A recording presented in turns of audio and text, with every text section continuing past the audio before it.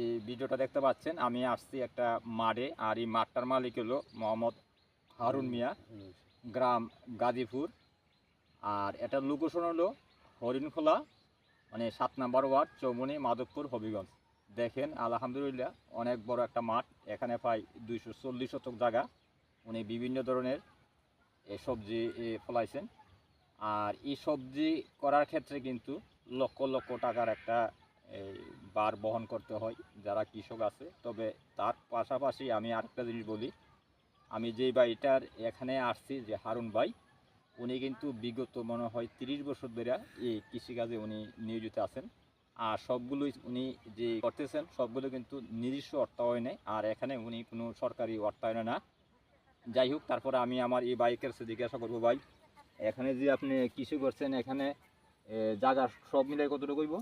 এখানে জায়গা হইলো আপনার 240 শতক জায়গা। 240 শতক জায়গা। এমনি কি কি আছে এই মাঠটার মধ্যে? এখানে আছে বর্তমান আমরা যেটা দেখতেছি এটা হইলো উস্তা, মানে উদ্যা। হ্যাঁ, রুমাইচা উস্তা।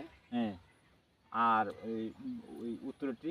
আর উত্তর পাশে আছে এই করলা আছে, আপন করলা, করলা, ইয়ার মালিক সিডে। আবার লাউ তো আছে। হ্যাঁ, লাউ আছে এবং সিসিঙ্গা আছে। সিসিঙ্গা আছে। আর আপনার এখানে কতজন এই যে শ্রমিক, পুরুষ মহিলা কাজ করে? আমার এখানে প্রত্যেকদিন প্রায় 8 জন মহিলা পুরুষে কাজ করে। মানে প্রত্যেক দিন? আমরা তো প্রতি বছরই, যেহেতু আমি আপনার সাথে অনেক কৃষি করছি, আর আমাদের যে মাধবপুর থানার মধ্যে যদি 5 জন কৃষক ধরা হয়, তার মধ্যে আপনি একজন। কারণ আপনি প্রত্যেক বছর দেখা গেলো যে বিভিন্ন প্রজেক্ট নিয়ে ব্যস্ত থাকেন। যাই হোক, আর আমি অবশ্যই এই ভাইয়ের, হারুন ভাইয়ের যে মাঠটা আছে সেটা অবশ্যই আপনাদেরকে দেখাবো। 2 মিনিট রয়েছে।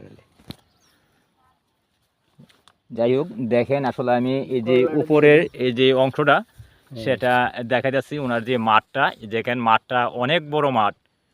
এই যে এখানে করলা আছে, তারপর এই যে আমরা উদ্যা যেটা বলি সেটা, তারপর বড় করলা আছে, এদিকে আবার লাউ আছে, সিসিঙ্গা আছে, তারপর ওই যে দেখেন মাঠটা কত বড় আলহামদুলিল্লাহ। তবে সবাই দোয়া করবেন জানে উনি যেন আসলে এই মাঠ থেকে সফলতা অর্জন করতে পারে। আর একটা প্লাস পয়েন্ট হলো ওনার এই মাঠের মধ্যে অনেক পুরুষ মহিলা তারা আত্মনির্ভরশীল হয়ে এখানে কাজ করেন।